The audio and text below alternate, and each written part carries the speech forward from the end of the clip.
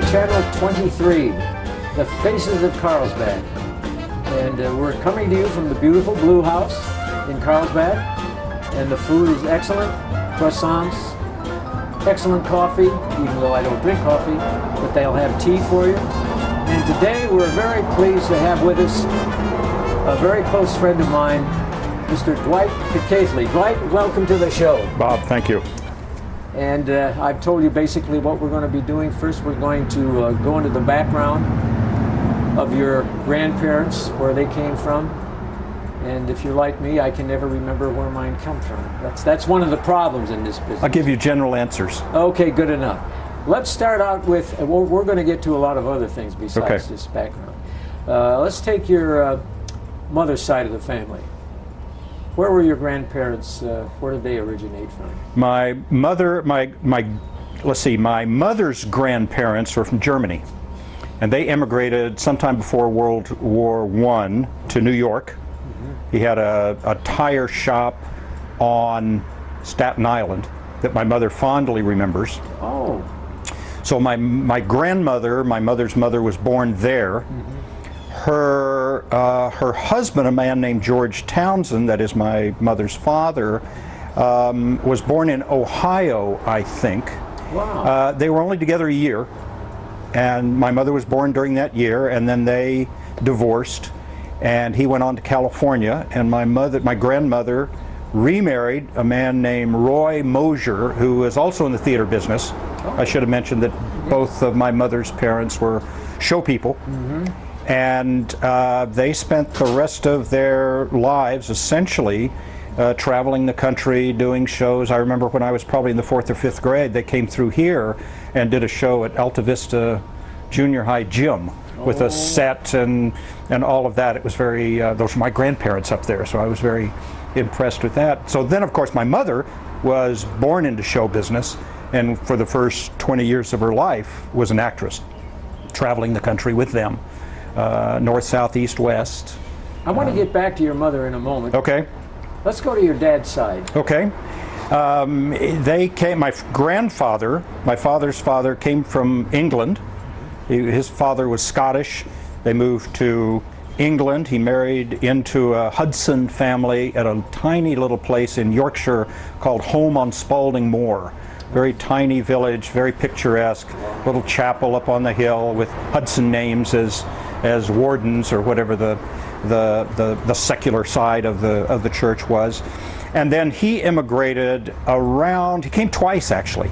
My father was born in 1904, so my grandfather probably came around 1900 or something.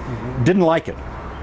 Typical, a lot of immigrants came and wasn't the land of milk and honey. Went back to England a few years later, came back to Nebraska, and met my grandmother, who was a school teacher in the middle part of Nebraska, Kearney, Nebraska. Yeah. And so they got married and moved to Beatrice, where my grandfather, who in England had been a Queen's Guard.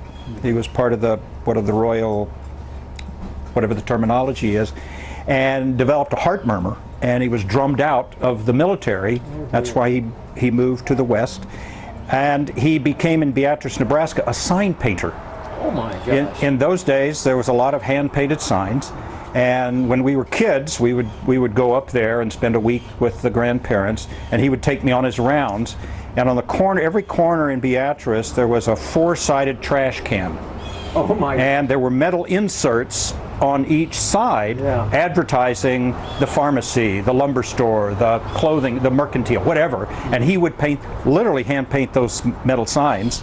And I guess they were leased or something, and he would repaint them and then had a little paint shop upstairs in some building there, which I can almost still smell. Oh my gosh. And my grandmother quit teaching and was a housewife then, raised 2 sons, my father and his brother, in Beatrice, Nebraska.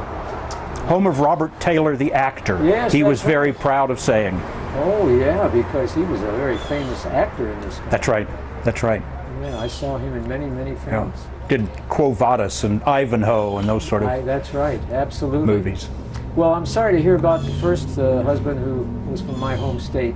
I hate to see failures like that, but that happens. Well, it turned out interesting because he left before my mother had any memory of him. He wasn't part of the family lore. Yes. So when I got old enough to ask about the family, she would say, well, we're recently newcomers to this country. Everybody came after the Civil War, which is true, except for George Townsend, who turns out to have Quaker roots, and I traced them just recently in retirement. I've done the genealogy thing, as people like to do. Oh, yeah. Found out that the Townsends were in Pennsylvania at the same time as William Penn. So of all, we have really long roots in this country going back to the origins of Pennsylvania, but that was hidden from the family. My mother didn't even know it until 4 or 5 years ago. Is that right? Yeah. Oh my gosh. Well then, your mother met a very nice gentleman. She did. She did. My father was also an actor, raised in Beatrice, Nebraska, but had this lifelong love of theater, or show business generally. Yes, it really right. didn't matter. Yeah. And as soon as he graduated from high school, he was one of those who literally ran away and joined the circus. He was a contortionist. He was a musician. He played the drums. He could do a little of acting, but the first employment out of high school was a circus where he did his contortion act. Lasted about a year, and then he joined other tent and rep shows and played the drums, acted, did his contortion act for the next 20 years. Well, your dad was one of the nicest men I've ever known, because he was one of the first ones to make me welcome in Carlsbad when I got here in 1957. Yeah. And then I had the great pleasure, he introduced me to your mother. And I have never met a more wonderful lady than your mother. I'm honest about that. And we'll get into that in a moment. Okay. Okay. So your dad basically was pretty active in Carlsbad, wasn't he? He was active in Carlsbad. He came in 1943. He was drafted off a show, and was in special services, which meant that he ran the theater out at the base and arranged for acts and do his contortion act periodically, but he would arrange for acts to come through. And after the war, my mother, who had had a very mobile life until then, said, I want to stay in Carlsbad, I want to have 2 kids, I want to have a dog, I want to have a fence, and I want to have a permanent home. And she got everything. She did. She hit the jackpot. She hit the jackpot. He said fine. And he then was very active in a number of things in Carlsbad. He worked for a couple of radio stations. He had on a Man on the Street program, both at the Star Pharmacy, at the Corner Drug. I don't think at McAdoo Drug. In those days there were 3 within spitting distance of each other downtown. But I remember the Star Pharmacy, I think, was the longest running, which was right next door, if I'm not mistaken, to the Cats, where the Cat's Meow is today, yes, very much correct. In that area.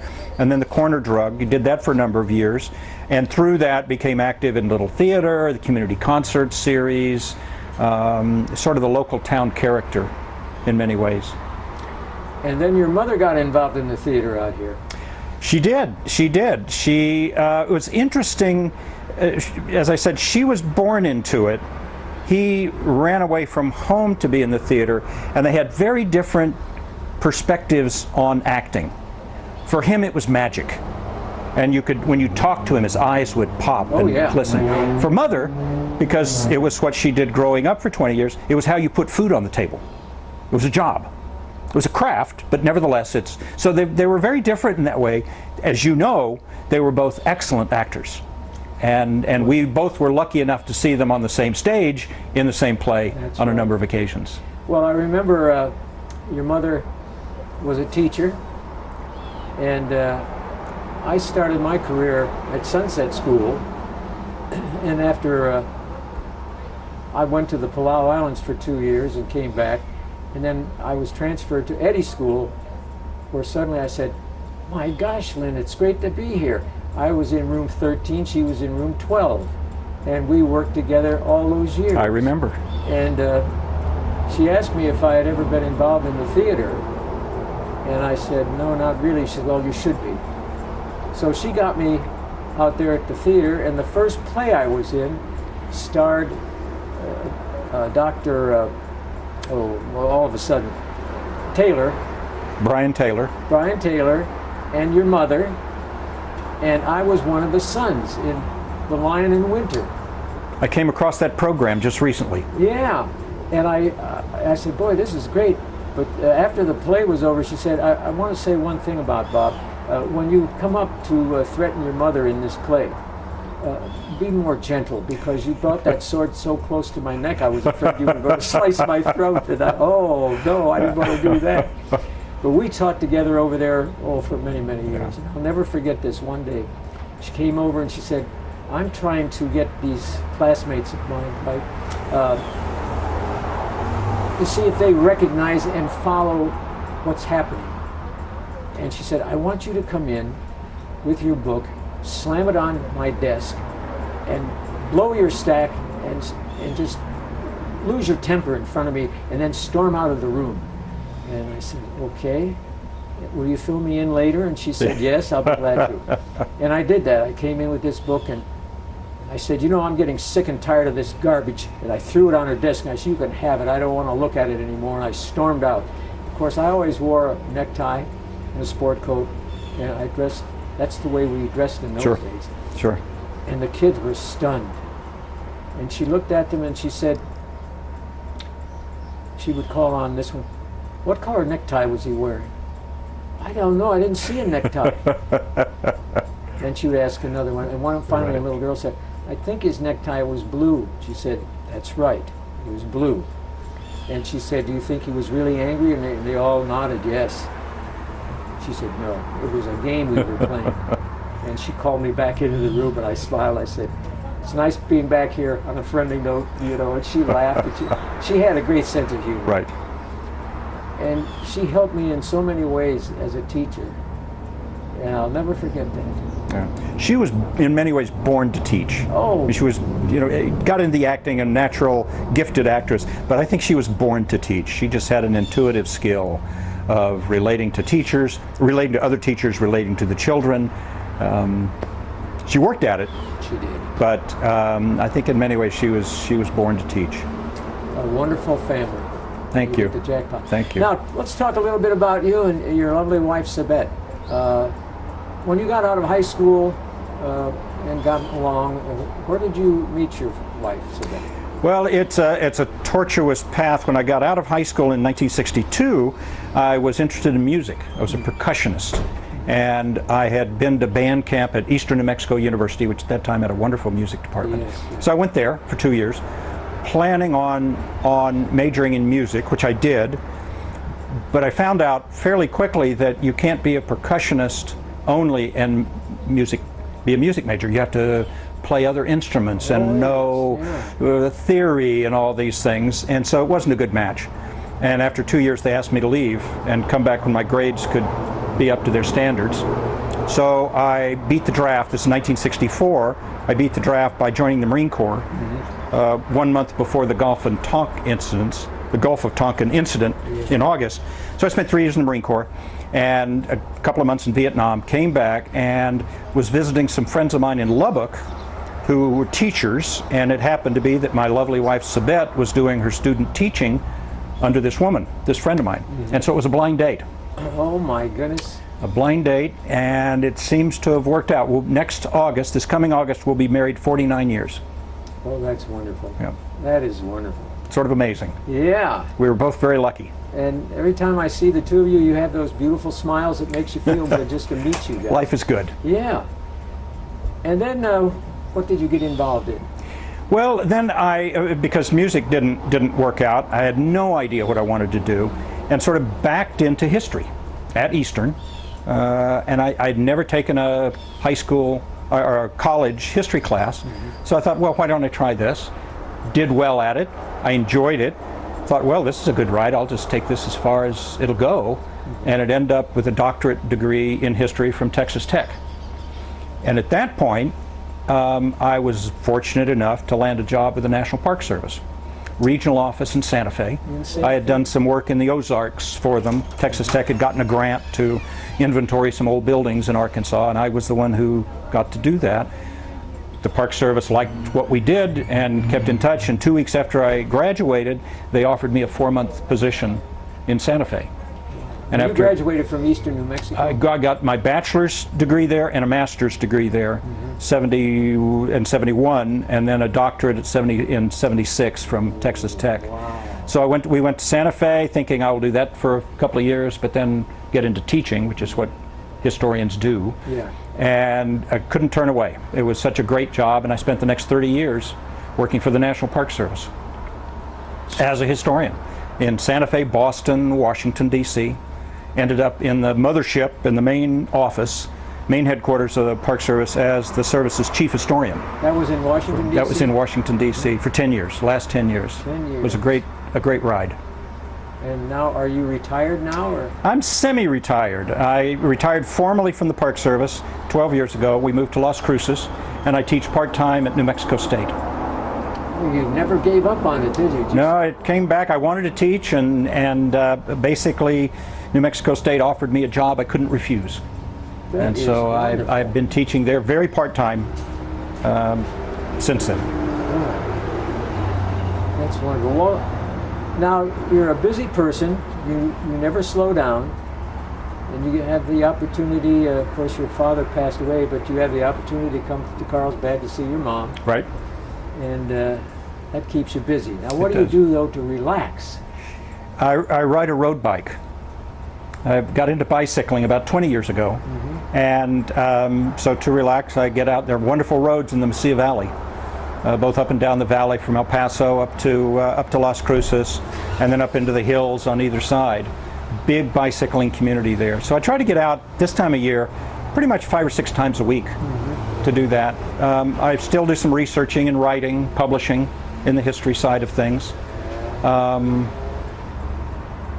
Life is good. Have you published a couple of books too? I was an editor for a book, published a number of articles and chapters. I have a book manuscript with the University Press of Kansas now that they're reviewing it to see if they want to publish it. And what's it? It's on the Civil War. I teach some Civil War guy at New Mexico State. So it focuses in on a close look at secession, what caused the South to secede.